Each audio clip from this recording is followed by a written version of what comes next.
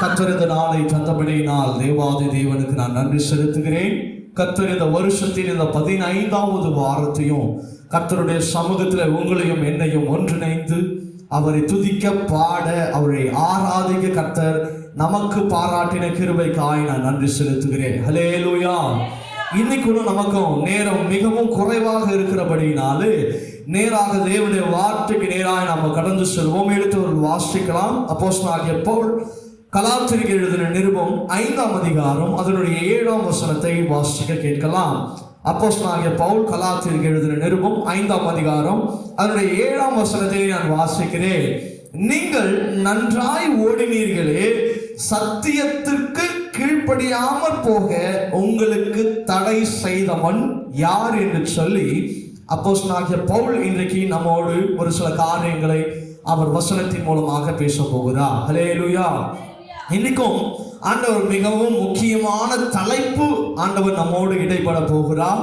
இன்றைக்கும் ஆண்டவர் பேச போகிறதான தலைப்பு என்னவென்று சொன்னால், கிறிஸ்துவ வாழ்க்கையின் ஓடுகிற நம்முடைய ஓட்டங்கள் எப்பேற்பட்டவர்களாய் காணப்படணும், எதை நோக்கி ஓடணும், யாரை நோக்கி ஓடணும், எதற்காக ஓடணும் என்ற ஒரு 4 காரியங்கள் நமக்குள்ள இருக்கிறது. நமக்கு கொடுக்கப்பட்டதான நேரத்துக்குள்ள கர்த்தர் நம்மோடு இடைபடுவாராக, பேசுவாராக. ஹல்லேலூயா, ஹல்லேலூயா. இங்கே அப்போஸ்தலனாகிய பவுல் சொல்லுகிறார், நீங்கள் நன்றாய் ஓடினீர்களே, சத்தியத்துக்கு கீழ்ப்படியாமல் போக உங்களுக்கு தடை செய்தவன் யார்? உன் கிறிஸ்துவ வாழ்க்கையில நீ முதலாவது நல்லா ஓடணும்னு சொன்னா, எதற்காக எப்படி நீ ஓடணும்னு சொன்னா, சத்தியத்திற்கு நீ கீழ்ப்படிந்தன்னு சொன்னா நீ உண்மையாகவே நீதியின் பாதையில் ஓட முடியும் என்று சொல்லி அப்போஸ்தலனாகிய பவுல் கலாத்தியருக்கு எழுதின நிருபத்தின் மூலமாக ஆண்டவர் நம்மோடு பேசுகிறார். சத்தியத்திற்கு கீழ்ப்படியாமற் போக உங்களுக்கு தடை செய்தவன் யார்? யார்ப்பா உங்களை சொன்னது? சத்தியத்திற்கு கீழ்ப்படியாம உங்களை நடக்க சொன்னது யாரு என்று சொல்லி அப்போஸ்தலனாகிய பவுல் இன்றைக்கு நம்மிடத்துல ஒரு கேள்வியை கேட்கிறார். அப்படி என்று சொன்னா, கிறிஸ்துவ வாழ்க்கையில நீங்க ஓடணும் அப்படின்னு சொன்னா மிக முக்கியமானது காரியம் என்னவென்று சொன்னால் சத்திய வசனம். ஹல்லேலூயா, ஹல்லேலூயா. இதை கேட்டுக்கொண்டிருக்கிற என் தேவ பிள்ளைகளே, இந்த வசனங்களை ஆன்லைன் மூலமாக கேட்டுக்கொண்டிருக்கிற என் தேவ ஜனமே, உன் வாழ்க்கையில நீ ஓடுறதுக்கு மிகவும் காரியமானது அநேகமா இருக்கலாம். ஆனால் உன் கிறிஸ்துவ ஜீவியத்துல, உன் கிறிஸ்துவ வாழ்க்கையில இயேசுவுக்கு நீ பிரியமாய் ஓட வேண்டும் என்று சொன்னார். சத்திய வார்த்தைக்கு நீங்கள் கீழ்ப்படிந்தால் மாத்திரமே கர்த்தருக்கு பிரியமான வாழ்க்கையை நம்ம வாழ முடியும். ஹல்லேலூயா. நான் சத்திய வார்த்தைக்கு கீழ்ப்படியாம ஏசப்பாக்கு நான் உண்மையா இருக்க முடியும், ஏசப்பாக்கு பிரியமா வாழ முடியும்னு அப்படி சொல்ல முடியுமா? நிச்சயமாகவே சொல்ல முடியாது. சத்திய வசனத்திற்கு நம்மை கீழ்ப்படுத்தினவர்களாய் நம்ம வாழ வேண்டும் என்று சொல்லி அப்போஸ்தலனாகிய பவுல் இன்றைக்கு உங்களுக்கும் எனக்கும் திட்டவட்டமாய் சொல்லப்படுகிறதான காரியத்தில் நீங்களும் நானும் உண்மை உள்ளவர்களாய் காணப்படணும். ஹல்லேலூயா, ஹல்லேலூயா. இன்னைக்கு 4 காரியங்களை குறித்து நம்ம பார்க்க போகிறோம். அதற்கு முன்பாக ஒரு சில வசனங்களை நான் உங்களுக்கு காண்பித்து அதற்கு பிறகு இந்த 4 காரியங்களுக்கு நான் கடந்து செல்ல மிகவும் ஆசைப்படுகிறேன். எழுத்துள்ள வாசிக்கலாம். 1 கொரிந்தியர் புஸ்தகம் 9ஆம் அதிகாரம். வேகமாய் திருப்பிக் கொள்ளுங்க, நமக்கு நேரம் அதிகமாக இல்லை. 1 கொரிந்தியர் புஸ்தகம் 9ஆம் அதிகாரம் அதனுடைய 24ஆம் வசனத்திலிருந்து 27ஆம் வசனத்தை வரைக்கும் வாசிக்க கேட்கலாம். 1 கொரிந்தியர் புஸ்தகம் 9ஆம் அதிகாரம் அதனுடைய 24லிருந்து 27ஆம் வசனம் வரைக்கும் நான் வாசிக்கிறேன். பந்தய சாலையிலே ஓடுகிறவர் எல்லாரும் ஓடுவார்கள், ஆகிலும் ஒருவனே பந்தயத்தை பெறுவான் என்று அறியீர்களா? நீங்கள் பெற்றுக்கொள்ளத்தக்கதாக ஓடுங்கள். பந்தயத்துக்கு போராடுகிற யாவரும் எல்லாவற்றிலும் என்ன பண்ணணும்? முதலாவது இச்சை அடக்கமாய் இருப்பார்கள். அவர்கள் அழிவுள்ள கிரீடத்தை பெறும்படிக்கு அப்படி செய்கிறார்கள். நாமோ அழிவில்லாத கிரீடத்தை பெறும்படிக்கு அப்படி செய்கிறோம். ஆதலால் நான் நிச்சயம் இல்லாதவனாக ஓடேன், ஆகாயத்தை என்ன பண்ணணுமா? அடிக்கிறவனாக சிலம்பம் பண்ணி மற்றவர்களுக்கு பிரசங்கம் பண்ணுகிற நான் தானே ஆகாதவனாய் போகாதபடிக்கு என் சரீரத்தை ஒடுக்கி கீழ்ப்படுத்துகிறேன். ஹல்லேலூயா, ஹல்லேலூயா. இன்னைக்கு கிறிஸ்துவ ஜீவியத்துல நீங்களும் நானும் வாழணும்னு சொன்னா எப்படி ஓடணும்னு சொல்லி இந்த 5 வசனங்கள் நமக்கு தெளிவாக சொல்லப்பட்டிருக்கிறது. நீ எப்படி ஒருவன் பந்தய பொருளை பெறுவதற்காக ஓட்ட பந்தயத்துல ஓடுகிறானோ அவன் என்ன பண்ணக்கூடாது? வலதுபுறமோ இடதுபுறமோ வேடிக்கை பார்த்து கொண்டு அவன் ஓடினான் என்று சொன்னால் அவன் லக்கை என்ன பண்ண முடியாது? ஓடி ஜெயிக்க முடியாது. அதே போலதான் கிறிஸ்துவ வாழ்க்கையிலும் பரலோகம் என்ற மேன்மையை பெற்றுக் கொள்வதற்காக உங்கள் வாழ்க்கை எப்பேற்பட்டதாய் காணப்பட வேண்டும் என்று சொன்னால் வலதுபுறமோ இடதுபுறமோ சாயாதபடிக்கு இயேசுவை மாத்திரமே முன்னிறுத்தி அந்த ஓட்டத்தை ஓடி லக்கை நாம் பெற்றுக்கொள்ள வேண்டும் என்று சொல்லி அப்போஸ்தலனாகிய பவுல் இன்றைக்கு நமக்கு சொல்லுகிறார். இந்த 26ஆம் வசனத்தில் சொல்லப்பட்டிருக்கிறதான காரியம், ஆதலால் நான் நிச்சயம் இல்லாதவனாக ஓடேன். ஒரு நிச்சயத்திற்காக நான் என்ன பண்றேன்? ஓடுகிறேன். யாராவது பரிசு இல்லாத ஒரு விஷயத்துக்கு ஓட முடியுமா? ஆதாயம் இல்லாத ஒரு பொருளுக்கு ஓட முடியுமா? ஆதாயம் இல்லாத காரியங்களுக்கு நம்ம செய்ய முடியுமா?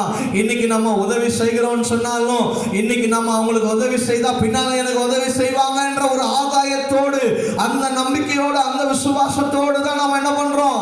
ஒருத்தருக்கு உதவி செய்கிறோம். அப்படி இல்லைனாலும் நான் இவங்களுக்கு உதவி செய்தா ஆண்டவர் எனக்கு உதவி செய்வார் என்ற ஒரு எதிர்பார்ப்பதோடு தான் நம்ம செய்து கொண்டிருக்கிறோம். மற்றவர்களுக்கு பிரசங்கம் பண்ணுகிற நான் தானே ஆகாதவனாய் போகாதபடிக்கு என் சரீரத்தை ஒடுக்கி கீழ்ப்படுத்துகிறேன். நம்ம கீழ்ப்படிந்தவர்களாய் வாழணும். கர்த்தருக்கு இன்னும் நிறைய வசனங்களை நம்ம பார்க்க போகிறோம். அநேக வசனங்களை ஆண்டவர் நம்மோடு இடைப்பட்டு கொண்டிருக்கிறார். அதே அதிகாரம் 1 கொரிந்தியர் 10ஆம் அதிகாரம் அதனுடைய 14ஆம் வசனத்தை வாசிக்கிறேன். ஆகையால் எனக்கு பிரியமானவர்களே, நீங்க என்ன பண்ணணுமா? விக்கிரக ஆராதனைக்கு விலகி என்ன பண்ணுங்க? ஓடுங்கள் என்று சொல்லி இருக்கிறது. இன்னைக்கு விக்கிரக ஆராதனை என்று சொன்னால் ஏதோ ஒரு சிலையோ ஒரு கல்லோ ஒரு மண்ணோ என்று சொல்லி நாம நினைத்து கொண்டிருக்கிறோம். அது மாத்திரம் அல்ல, என் தேவனை நல்லா புரிஞ்சுக்கோங்க. என் தேவனை விட அதிகமாய் நீ நேசிக்கிற எந்த மனுஷனா இருந்தாலும் சரி, எந்த பொருளா இருந்தாலும் சரி, அவர்கள் எப்பேற்பட்டவர்களா இருந்தாலும் சரி, அது எப்பேற்பட்ட காரியமா இருந்தாலும் சரி, அது விக்கிரக ஆராதனை என்பதிலே எந்த வேற்று கருத்துகளும் நமக்குள்ள இருக்கக்கூடாது என்பதிலே எந்த சந்தேகமும் நமக்குள்ள காணப்படக்கூடாது. இயேசு கிறிஸ்துவை விட உன் வாழ்க்கையில் நீ எந்த காரியத்திற்கு அதிக முக்கியத்துவத்தை நீ கொடுக்கிறியோ அது எல்லாம் உனக்கு விக்கிரக ஆராதனை என்பதை நீங்க உணர்ந்து கொள்ளணும். ஹல்லேலூயா. நீ கிறிஸ்துவர்களை நினைச்சு கொண்டிருக்கிற காரியம் விக்கிரக ஆராதனை, ஏதோ ஒரு சிலை, அதுக்கு என்ன பண்ணி வச்சிருக்கிறாங்க? அதுக்கு மாலை போட்டு என்னென்னமோ பண்ணி சீடி சிங்காரிச்சு வச்சிருக்கிறாங்க. அது முன்னாடி போய் நின்னா மட்டும்தான் விக்கிரக ஆராதனை என்று சொல்லி இன்னைக்கு நினைத்து கொண்டிருக்கிறோம். அப்படிதான் பிசாசு நம்ம ஏமாற்றி கொண்டிருக்கிறான். ஆனால் இன்றைக்கு விக்கிரக ஆராதனை என்பது நிறைய பேருக்கு நிறைய காரியங்களிலே இன்றைக்கு இடைப்பட்டு கொண்டிருக்கிறது. என்னது? ஒரு கணவனுக்கு மனைவி மேல கடவுளை விட அதிகமான நேசம், ஒரு மனைவிக்கு கடவுளை விட ஆண்டவரை விட தன்னுடைய என்னது கணவன் மேல ஸ்நேகம், பிள்ளைகள் மேல ஸ்நேகம், உலகத்தின் அன்பு மேல ஸ்நேகம், பெண்களுக்கு ஆண்கள் மீது ஸ்நேகம், ஆண்களுக்கு பெண்கள் மீது ஸ்நேகம். இப்பேற்பட்ட காரியங்கள் இன்னைக்கு சொல்லுகிற காரியம், என் உயிரோடு உங்களை என்ன பண்ற? நேசிக்கிறேன். இது எல்லாம் விக்கிரக ஆராதனை என்பதிலே நீங்கள் புரிந்து கொள்ள வேண்டும்.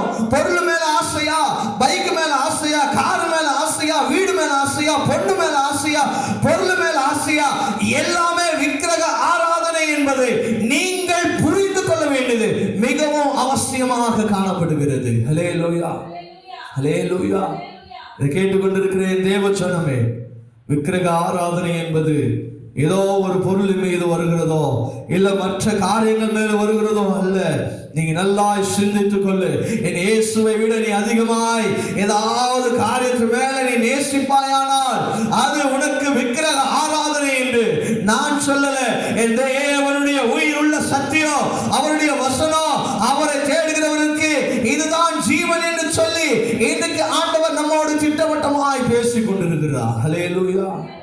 அல்லேலூயா. இதே காரியத்தை தான் அப்போஸ்தலனாகிய பவுல் பிலிப்பியருக்கு சொல்றார். 3ஆம் அதிகாரம் அதனுடைய 11 மற்றும் 12ஆம் வசனங்களை வாசிக்க கேட்போம். அப்போஸ்தலனாகிய பவுல் பிலிப்பியருக்கு எழுதின நிருபம் 3ஆம் அதிகாரம் 11, 12. அவருக்காக எல்லாவற்றையும் நஷ்டம் என்று விட்டேன், குப்பையுமாக எண்ணுகிறேன்.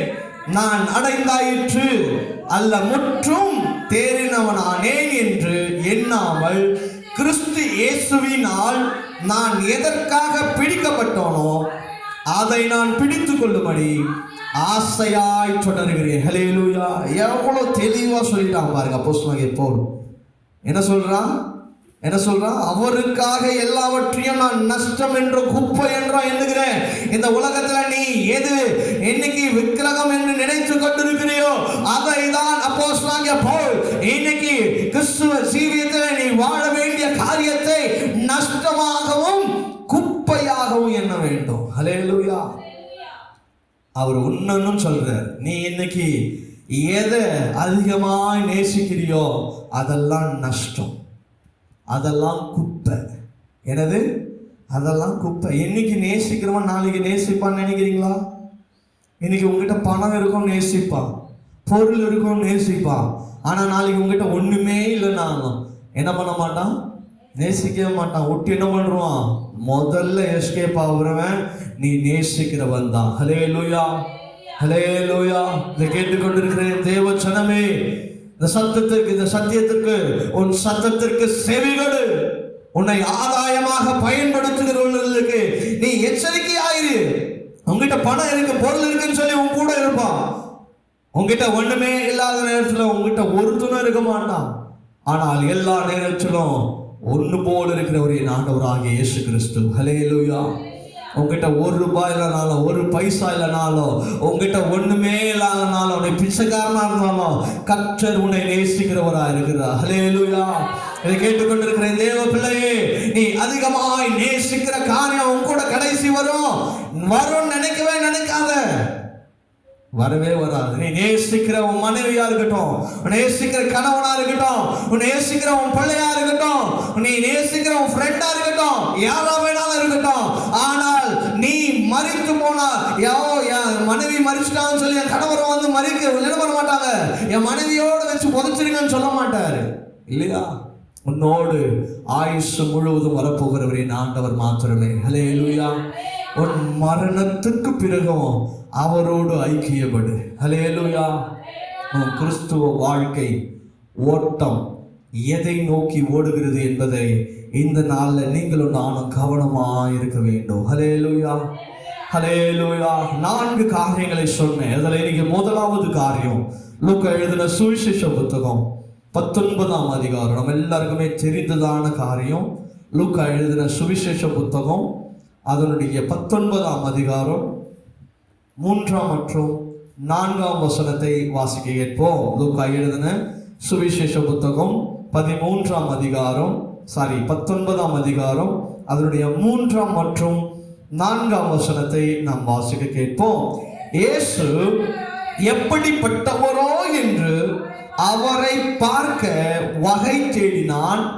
அவன் குள்ளனானபடியால் ஜனக்கூட்டத்தில் அவரை காணக்கூடாமல் அவர் போகும் வழியில் முன்னாக ஓடி அவரை பார்க்கும்படி ஒரு காட்டத்தி மரத்தில் ஏறினான். முதலாவது காரியம், கிறிஸ்துவ வாழ்க்கையில நீ ஓடுகிற ஓட்டம் சரியா இருக்கணும்னா முதலாவது காரியம் இயேசுவை காண ஓடுங்க. ஹல்லேலூயா, ஹல்லேலூயா. இங்கே சகேவ பார்க்கிறோம்.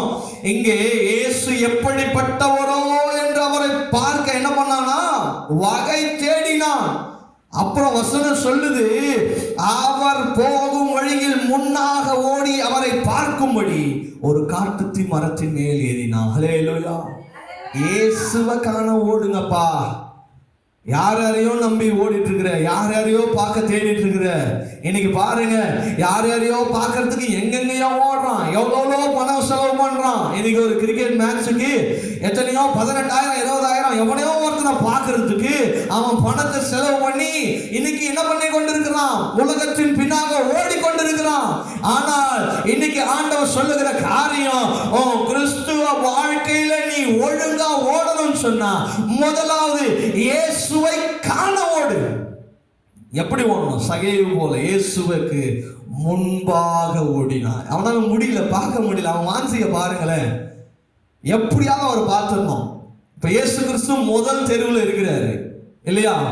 எம்ஜிஆர் நகர்ல முதல் தெருவில் இருக்கிறார். எப்படியும் இயேசு கிறிஸ்து இந்த தெருவை தாண்டி தான் போகணும்னு அவனுக்கு தெரியும். அதனால என்ன பண்ணிட்டான்?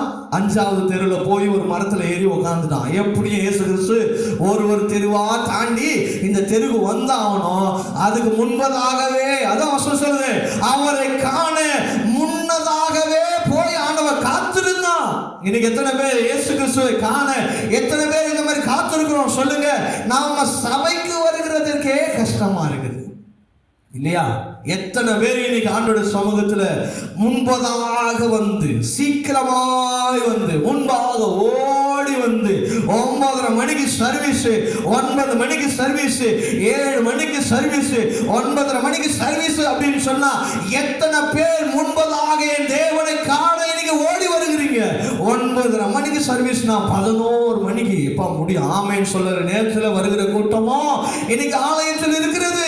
இப்பேற்பட்ட வாழ்க்கையை நீங்க வாழ்ந்து கொண்டிருப்பீங்கன்னா எப்படி இயேசுவை நீ காண முடியும்? எப்படி கிறிஸ்துவ வாழ்க்கையில நீ சரியா ஓட முடியும்? இன்னைக்கு வழி தடி மாறி அங்கங்க உள்றது, அங்கங்க தேடுறது, அங்கங்க ஒருத்தங்கிட்ட சார்ந்து இருக்கிறதுக்கு காரணம் என்ன தெரியுமா? நீ இயேசுவை காணல, நீ இயேசுவை பார்க்கறதுக்கு ஓடல. நீ இயேசுவை பார்க்கறதுக்கு ஓடினாதானே இயேசு உன்னை பார்ப்பாரு. அல்லேலூயா. இயேசுவுக்கு முன்பாக ஓடினான். கேட்டுக்கொண்டிருக்கிறேன் தேவ ஜனமே, இயேசுவை பார்க்கிறதுக்கு உனக்கு வாஞ்சை வேணும். இயேசு கிறிஸ்துவை பார்க்கிறதுக்கு உனக்கு விருப்பம் வேணும். இயேசுவை கிறிஸ்துவை காண்பதற்கு உனக்குள்ள வாஞ்சையும் விருப்பமும் இருந்தாதான் அங்கே இயேசு கிறிஸ்து உனக்காக என்ன பண்ண முடியும்? நிற்க முடியும் என்பதிலே எந்த ஒரு மாற்று கருத்தும் இல்லவே இல்லை. ஹல்லேலூயா. அங்கே அவன் பிரயாசத்தை பார்த்து ஆண்டவர் என்ன பண்ணாரு?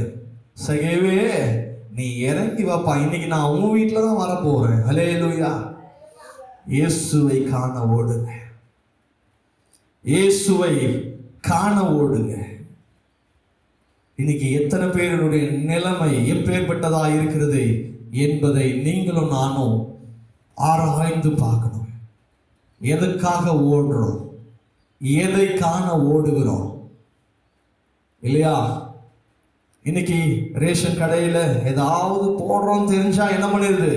மெசேஜ் வந்துருச்சுன்னா போதும், இன்னைக்கு உங்க தெருவில் அரிசி பருப்பு போடுறோம் சாமி, நீங்க வந்துருங்க, சீக்கிரமா வந்தீங்கன்னா சீக்கிரமாவும் வாங்கிட்டு போடலாம். 9:30 மணிக்கு கடை திறக்கிறான்னா 9 மணிக்கு, ஏன் 8:30 மணிக்கு, ஒரு சிலர் அங்கேயே போய் படுத்துக்கிறான் நைட்ல இல்லையா? ஆனா தேவ சமூகத்துக்கு 9 மணிக்கு ஆராதனைனா அங்க ஆண்டவர்ப்பா பாஸ்டர் ஆராதனை முடிஞ்சிருச்சா, மெசேஜ் எப்போ ஸ்டார்ட் பண்றாங்க அப்பதான் போய் ஆண்டோட சமூகத்துல உட்காருது. ஒரு சிலர் எப்படா பெனிடிக்ஷன் கொடுப்பாங்க, எப்போ ஆசீர்வாதம் போடுவாங்க, அப்ப போய் உட்கார்றதுக்கு ஒரு கூட்டம். கிறிஸ்துவ வாழ்க்கையில நீ ஓடுற ஓட்டம் எப்பேற்பட்டதா இருக்கிறது நீங்கள் ஆராய்ந்து பார்க்க வேண்டும். என் தேவ ஜனமே, கிறிஸ்துவ வாழ்க்கை எப்பேற்பட்ட ஓட்டம். பவுல் சொல்லுகிறது போல எல்லாத்தையும் நஷ்டம் என்று எண்ணுங்க, குப்பை என்று எண்ணுங்க. நீ எதை விலை உயர்ந்த லாபம் என்றோ இல்ல விலை உயர்ந்த பொருள் என்று எண்ணுகிறியோ அதை எல்லாமே உனக்கு குப்பை என்பதை வெகு சீக்கிரத்தில் நீங்க அறிந்து கொள்வீங்க. ஹல்லேலூயா, ஹல்லேலூயா. இன்னைக்கு நிறைய பேர் பாருங்க, கண்ணாடி முன்னாடி நின்றுட்டு நல்லா பெயிண்ட் போட்டு அடி அடிப்பாங்க. அவங்களுக்கு தெரியாது இல்லையா? நல்லா தீட்டுவாங்க, நல்லா போட்டு, என்னது என்னை அழகுபடுத்திக் கொள்ளுங்க, அது தெரியாது. வெறும் எலும்பு கூடாது, ஏன்னா எடுத்துன்னு போயிட்டு பெட்டியில வச்சுட்டா அது வெறும் எலும்பு கூடு. 3 நாள் தான், அதுக்குள்ள ஒரு செதம் சரீரத்துல இருக்காது. அப்ப ஏற்பட்ட காரியத்திற்கு நீ குப்பை என்றும் நஷ்டம் என்றும் எல்லாத்தையும் செஞ்சுட்டு இருக்க. நீ செய்யறது என்னது? ஒரு 10 நிமிஷம் உன் முகத்துல இருக்குமா, அதுக்கப்புறம் அடிக்கிற வெயிலுக்கு அது என்ன பண்ணும்? காணாம போயிடும். உன் ஓட்டம் எதை நோக்கி ஓடுகிறது? ஹல்லேலூயா. ஹல்லேலூயா. இதை மாத்திரம் நான் சொல்ல விரும்புகிறேன். அநேக காரியங்கள் இருக்கிறது. கர்த்தர் இன்னைக்கு பேச வேண்டிய காரியங்களை நான் பேச மிகவும் ஆசைப்படுகிறேன். ஹல்லேலூயா, ஹல்லேலூயா. சகேயுவை போல இயேசுவை காண ஓடுங்க. மிக முக்கிய காரணம், இயேசுவுக்கு முன்னாக ஓடு. அதுதான் உன் வாஞ்சையை காட்டும், உன் விருப்பத்தை காட்டும். அப்பதான் ஆண்டவர் நினைப்பார், என் பிள்ளை என்னை பார்க்கிறதுக்கு எவ்வளவு விருப்பமா இருக்கிறது, எவ்வளவு வாஞ்சையா இருக்கிறது. எப்படி ஆராதனைக்கு முன்பாக என் சபையில வந்து உட்கார்ந்துட்டு என்னை பார்க்க முடியா, என்னை காண முடியா, என்னை தேட முடியா வந்திருக்கிறானே என்று சொல்லி என் ஆண்டவர் உங்க மேல சந்தோஷப்படுவார். ஹல்லேலூயா. நினைப்பாரா, நினைக்க மாட்டாரா? ஒருவேளை மற்ற காரியங்களுக்கு ஓடினா ஆண்டவர் துக்கப்படுவார் இல்லையா? என் பிள்ளை சபைக்கு வர சொன்னா வர மாட்டேங்குது. எங்க ட்ரெயின் பிடிக்க இப்படி ஓடுது, பஸ்ஸு பிடிக்க இப்படி ஓடுது, மற்ற வேலைகளுக்கு இப்படி ஓடுது, மற்ற காரியங்களுக்கு ஓடுது. ஆனா என்ன மாத்திரம் என்னதான் ஓட விடுதுன்னு சொல்லுவார் ஆண்டவர் இல்லையா? இன்னைக்கு இருக்கிற காலகட்டத்தில் அப்படிதான் நடந்து கொண்டு, ஏசப்பா நாங்க ஓடுகிறோம், நீங்க எங்க பின்னாடியே ஃபாலோ பண்ணிக்கங்க. இதுதான் கிறிஸ்துவ வாழ்க்கை நீங்க நடந்து கொண்டிருக்கிறது. இயேசுவை பின்னால வர வைக்காதீங்க, இயேசுவாக்கு பின்னால நீங்க ஓடுங்க. ஹல்லேலூயா. முடிஞ்சா அவருக்கு முன்னாடி ஓடுங்க. ஹல்லேலூயா. அதை தான் சகேயு செய்தான். சகேயு செய்தது போல நீங்க செய்யுங்க. யோவான் எழுதின சுவிசேஷ புத்தகம், அவன் சொல்லுகிற காரியங்களை பாருங்களேன். யோவான் எழுதின சுவிசேஷ புத்தகம், அவரை காண நான் விரும்புகிறேன். அப்ப பாருங்க, ஏசப்பாவை யோவான் எப்படியெல்லாம் நேசிக்கிறவனா இருக்கிறான். நமக்குள்ள அப்பேற்பட்ட நேசம். ஒரு சில காரியங்களை நான் தவிர்த்து விடலாம்னு நினைச்சேன். ஆனா இதெல்லாம் மிகவும் நம்முடைய வாழ்க்கைக்கு, நம்முடைய ஓட்டத்திற்கு மிகவும் முக்கியமான காரியமா இருக்கிறதுனால இன்னைக்கு ஆண்டவர் என்ன காரியங்களை பேசுகிறாரோ அதை தொடர்ச்சியாய் வரும் வாரங்களில் நம்ம கேட்போம். வாசிக்கலாம். யோவான் எழுதின சுவிசேஷ புத்தகம் 12ஆம் அதிகாரம் அதனுடைய 21ஆம் வசனத்தை நாம் வாசிக்க கேட்போம். 12ஆம் அதிகாரம் அதனுடைய 21ஆம் வசனம். அவர்கள் கலிலேயா நாட்டுக்கு பெத்சாய்தா ஊரானாகிய பிலிப்பினிடத்தில் வந்து, ஐயா இயேசுவை காண விரும்புகிறோம் என்று அவனை கேட்டுக்கொண்டார்கள். ஹல்லேலூயா. பாருங்க, ஏசப்பாவை பார்க்கிறதுக்கு என்ன பண்றானா, அவனுக்கு ஏசப்பாவை காண விரும்புகிறோம். எத்தனை பேர் ஏசப்பாவை பார்க்கிறதுக்கு விரும்புகிறீங்க? விரும்புகிறோம் என்று சொன்னால் ஆண்டவரை நாம பார்க்கிறதுக்கு ஆசைப்படுகிறோம்.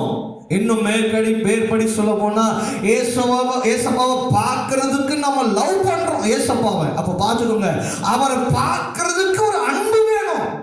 இன்னைக்கு ஏசப்பாவை பார்க்கிறதுக்கு ஒரு அன்பு. எதை பார்க்கிறதுக்கு நமக்கு அன்பு இருக்கிறது? மனுஷனை பார்க்கிறதோ, மனுஷகிட்ட பார்க்கிறதுக்கோ, உலகத்தின் காரியத்திற்கோ, உலகத்தின் ஐஸ்வர்யத்திற்கோ, உலகத்தின் மற்ற காரியங்கள் மேல அன்பு செலுத்தாத. இயேசு உனக்காக கல்வாரி சிலுவையில மரித்த அந்த இயேசுவுக்காக நீ உண்மையாய் அவரை நேசி, அவரிடத்தில் ஒரு அன்பை செலுத்து. அதுவே நமக்கு ஒரு ஜெயமான ஓட்டம். ஹல்லேலூயா, ஹல்லேலூயா, ஹல்லேலூயா. லூக்கா எழுதின சுவிசேஷ புத்தகம் 23ஆம் அதிகாரம் அதனுடைய 28ஆம் வசனத்தை வாசிப்போம். லூக்கா எழுதின சுவிசேஷ புத்தகம் 23ஆம் அதிகாரம். இதெல்லாம் ஏசப்பாவை பார்க்கிறதற்கு ஆன வசனங்கள். ஹல்லேலூயா. அவரை காணுகிறதற்கான காரியங்கள். இங்கே அவன் ஒரு மேற்படி சொல்றான் பாருங்க. 23ஆம் அதிகாரம் அதனுடைய 8ஆம் வசனத்துல லூக்கா சொல்லுகிற காரியம் என்னவென்று சொன்னால், ஏரோது இயேசுவை குறித்து என்ன பண்ணானா, அநேக காரியங்களை கேள்விப்பட்டிருந்தாலும் அவரால் செய்யப்படும் அடையாளத்தை பார்க்க வேண்டும் என்று சொல்லி விரும்பியிருந்ததினாலும் அவரை காணும்படி வெகு நாளாய் ஆசை கொண்டிருந்தான். அந்தபடியே அவரை கண்டு போதும் என்ன பண்ணானா, மிகவும் சந்தோஷப்பட்டான். பாவீங்களா, இங்க பாருங்களேன், ஏசு கிறிஸ்துவை குற்றவாளியா கொண்டு வந்து ஆண்டோட சமூகத்துல நிப்பா அந்த ராஜா முன்னாடி என்ன பண்ணிருக்கிறாங்க, எத்தனை வந்து நிப்பாட்டி வச்சிருக்கிறாங்க. அப்போ ஏதாவது இயேசு செய்கிற அற்புதங்களெல்லாம் கேள்விப்பட்டு, எப்பேற்பட்ட மனுஷன், இந்த மனுஷனை நான் பார்க்கணும் அப்படின்னு சொல்லி அவன் விருப்பப்படுறான். யாரு? ஒரு ராஜா. ஒரு ராஜா இயேசுவை பார்க்கிறதுக்கு அவன் விருப்பப்படுகிறான். அவன் விருப்பப்பட்டு அவரை காணும்படி வெகு நாளாய் ஆசை கொண்டிருந்தான். எப்படியாவது இந்த இயேசு கிறிஸ்துவை நாம் பார்த்துடணும். என்னது? எப்படியாவது இந்த இயேசு கிறிஸ்துவை காண வேண்டும் என்று சொல்லி அப்படி ஆசை கொண்டிருக்க. அந்தபடியே அவரை கண்டு மிகவும் சந்தோஷப்பட்டு. ஹல்லேலூயா. பாருங்களேன், ஒரு ராஜா, அந்த நாட்டோட ராஜா இயேசு கிறிஸ்துவை பார்த்து அவர் எப்படியாவது பார்க்கறானா, ஏதோ ஒரு சூழ்நிலையில் இருக்கிறார்ப்பா. அவரை குற்றவாளியாக கொண்டு வந்து நிப்பாட்டி வச்சிருக்கிறாங்க. ஆனாலும் அந்த ஏரோதுக்கு என்ன, இயேசு கிறிஸ்துவை பார்த்துட்டோம் அப்படின்னு அவன் விருப்பமும் அவனுடைய ஆசையும் அந்த நாள்ல நிறைவேறினபடியினால் அவன் எப்பேற்பட்டானா தான் சந்தோஷப்பட்டான். ஹல்லேலூயா. ஒரு நாட்டோட ராஜா இயேசுவை பார்க்கறதுக்கு ஆசையா இருக்கிறாமா? என் இயேசு உனக்காக அவர் பலியான ஆட்டுக்குட்டியாய் மாறினார். அந்த இயேசு கிறிஸ்துவை பார்க்கிறதற்கு எத்தனை பேர் ஆவல் உள்ளவர்களா இருக்கிறீங்க? எத்தனை பேர் விருப்பம் உள்ளவர்களா இருக்கிறீங்க? இந்த நாள்ல உன் கிறிஸ்துவ வாழ்க்கையின் ஓட்டம் இயேசுவை காண ஓடுங்க. இயேசுவை மாத்திரம் பார்க்கிறதுக்காக ஓடுங்க. இயேசுவை தவிர வேற எதற்காவது நம்ம ஓடணும்னு சொன்னா நிச்சயமாகவே நம்முடைய வாழ்க்கை தாறுமாறாக ஓடிவிடும். ஹல்லேலூயா, ஹல்லேலூயா. நாமும் இந்த நாள்ல இயேசுவை காண ஆயத்தம் உள்ளவர்களா இருப்போம். ஹல்லேலூயா. இல்ல நான் இயேசுவை பார்க்க மாட்டேன், இயேசுப்பாவை நான் எப்படி பார்க்கிறது அப்படின்னு சொல்லி ஒருவேளை உங்களுக்குள்ள சந்தேகம் இருக்கலாம். நீ இயேசுவை பார்க்க வேண்டும் என்று சொன்னா இயேசுவினிடத்தில் வேண்டு, இயேசுவினுடைய பாதத்துல உட்காரு, இயேசுவா சமூகத்துல ஜெபம் பண்ணு. அவருடைய சத்தத்தை கேட்கணும்னா நீ பைபிள் எடுத்து படி. அவருடைய சமூகத்தில் நீ உட்காரும் பொழுது அவர் உனக்கு தரிசனமாகி அவர் உங்களுக்கு வெளிப்படுவார். ஹல்லேலூயா, ஹல்லேலூயா. அவருடைய சமூகத்தில் காண ஓடுங்க. ஹல்லேலூயா. வாஞ்சையோடு ஓடுங்க, விருப்பத்தோடு ஓடுங்க. உங்கள் வாஞ்சை விருப்பம் எல்லாமே இயேசுவை காண ஓடுங்க. ஹல்லேலூயா. அதற்கு மாறாக உலகமோ, உலகத்தின் ஐஸ்வர்யமோ, உலகத்தின் காரியங்களுக்காக நீங்க ஓடாதீங்க. நிச்சயமாகவே அந்த காரியங்கள் நம்மை பலவீனப்படுத்தும். ஹல்லேலூயா. உலகத்தின் மேல உங்க ஆசை வச்சீங்கன்னா நீங்க பலவீனமாக விழுந்துருவீங்க. உலக ஆசை மேல நீங்க வச்சீங்க அப்படின்னு சொன்னா நீங்க அதுல விழுந்துருவீங்க. முதலாவது கிறிஸ்துவ வாழ்க்கையின் ஓட்டம் எதுக்கு ஓடணும்னா ஏசப்பாவை காண ஓடுங்க. ஹல்லேலூயா. இரண்டாவது காரியம் எடுத்து வாசிக்கலாம். அப்போஸ்தலர் நடபடிகள் 13ஆம் அதிகாரம்.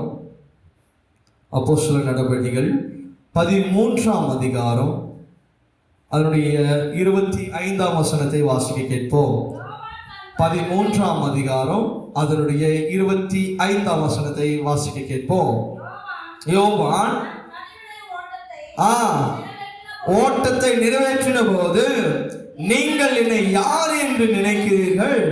நான் அவர் அல்ல, இதோ எனக்கு பின் ஒருவர் வருகிறார், அவருடைய பாதரட்சியை அவிழ்க்கிறதற்கும் நான் பார்த்திருந்தேன் அல்ல என்று சொல்லுகிறார். ஹல்லேலூயா.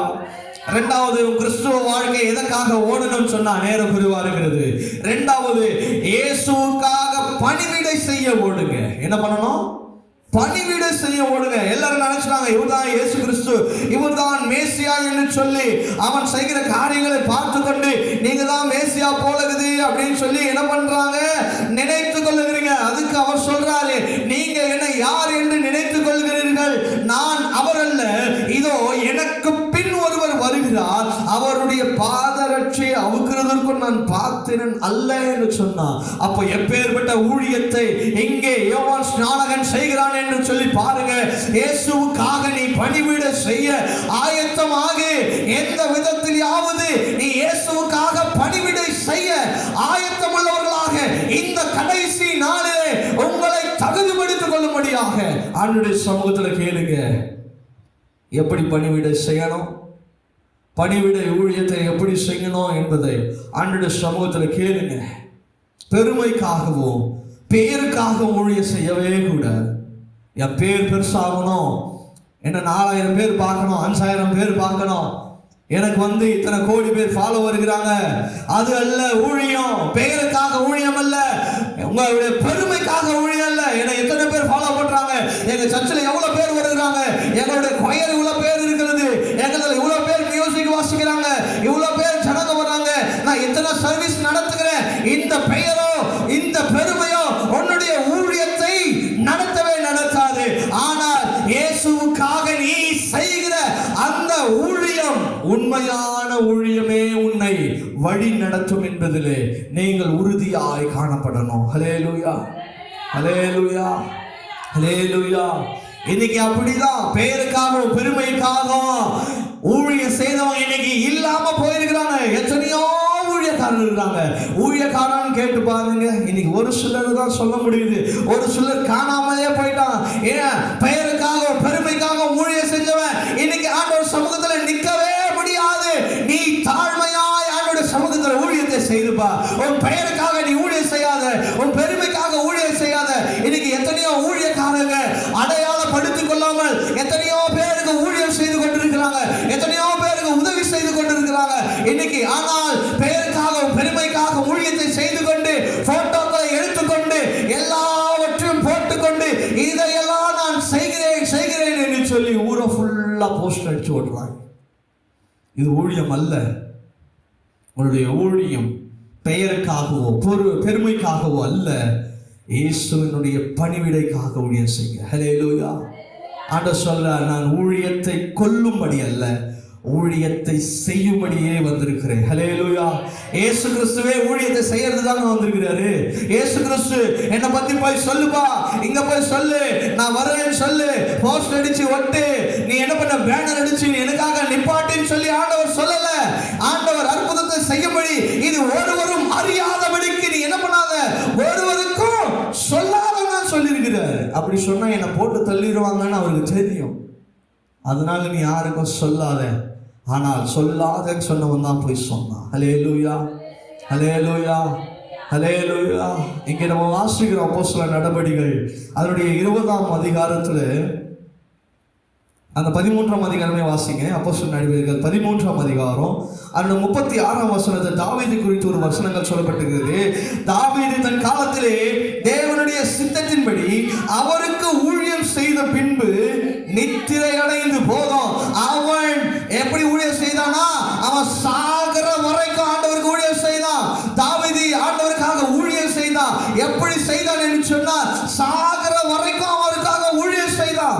இன்னைக்கு செய்ய வேண்டிய ஊழியத்தெல்லாம் செஞ்சுட்டு கடைசி காலத்துல என்னால முடியல ஆண்டவரே சொல்லுகிற கூட்டம் நிறைய. ஆனால் தாவீது எப்படி ஆண்டவருக்காக ஊழியம் செய்தான், தன் சாகர வரைக்கும் நித்திரை அடைகிற வரைக்கும் ஆண்டவருக்காக ஊழியம் செய்தான் என்று சொல்லி வசனம் சொல்லுகிறது. தேவனுடைய பிள்ளைகளே, தேவ சித்தத்துக்கு உங்களை ஒப்பு கொடுத்துங்க. அப்போஸ்தலர் நடபடிகள் 20ஆம் அதிகாரம் 24ஆம் வசனம் சொல்லுகிறது, என்னை உயிரை கூட எண்ணாமல் இயேசுவுக்காக நான் ஊழியம் செய்வேன் என்று சொல்லி அங்கே அப்போஸ்தலனாகிய பவுல் சொல்லப்படுகிறதான காரியங்களை நீங்கள் நன்றாக கவனிக்க முடியும். என் ஜீவனையும் பொருட்படுத்தாமல் இயேசுவுக்காக நான் ஊழியம் செய்வேன். என் ஜீவன் மரித்து போனாலும் சரி, அதை பற்றி நான் கவலைப்பட போகிறதில்லை. என் ஜீவன் இயேசுவுக்காக ஒப்பு கொடுக்கிறேன் என்று சொல்லி இன்னைக்கு ஊழியம் செய்கிற ஊழியர்கள் எத்தனை பேர்கள் என்பதிலே நீங்கள் ஆராய்ந்து பார்க்க வேண்டும். ஹல்லேலூயா. எத்தனையோ மிஷனரிமார்கள், எத்தனையோ பேர் தன்னுடைய குடும்பத்தை பார்க்கல, சொந்தங்களை பார்க்கல, பந்தங்களை பார்க்கல, ஆனாலும் ஆண்டவருக்காக உண்மையாக ஊழியம் செய்கிறாங்க. இயேசு கிறிஸ்துவே 2 கொரிந்தியர் 4:5 வாசித்து பார்த்தீங்கன்னா, இயேசு கிறிஸ்துவே அவர் ஊழியம் செய்தவராக இருக்கிறார் என்று சொல்லி வசனம் சொல்லுகிறது. யோவான் எழுதின சுவிசேஷ புத்தகம் 4ஆம் அதிகாரம் 34ஆம் வசனத்தை சொல்றாரு, தேவ சித்தம் என்னுடைய போஜனம் என்று சொல்றார். ஹல்லேலூயா. ஆண்டவராகிய இயேசு கிறிஸ்து சொல்றார் பாருங்க, 4ஆம் அதிகாரம் 34ஆம் வசனத்துல, தேவ சித்தமே என்னுடைய போஜனம், அவர் சித்தம் என்னவோ அதுதான் எனக்கு ஆகாரம் என்று சொல்றாருங்க. தேவ சித்தத்துக்கு ஒப்பு கொடுங்க. தேவ சித்தத்தின்படி ஊழியம் செய்யுங்க. ஊழியத்தை கொல்லறதுக்காக வராதீங்க, ஊழியத்தை செய்யும்படி வருங்க. தேவனுடைய சித்தமே என்னுடைய போஜனம் என்று சொல்லி அவர் சொல்லுகிறபடியா இன்னைக்கு எத்தனை ஊழியக்காரர்கள் உண்மையா தேவனுக்காக அப்படி ஊழியம் செய்ய முடியும்? எத்தனை பேர் தைரியமாக சொல்ல முடியும்? தீமோத்தேயு 2 தீமோத்தேயு 4ஆம் அதிகாரம் 7ஆம் வசனத்தில் சொல்லுகிறபடி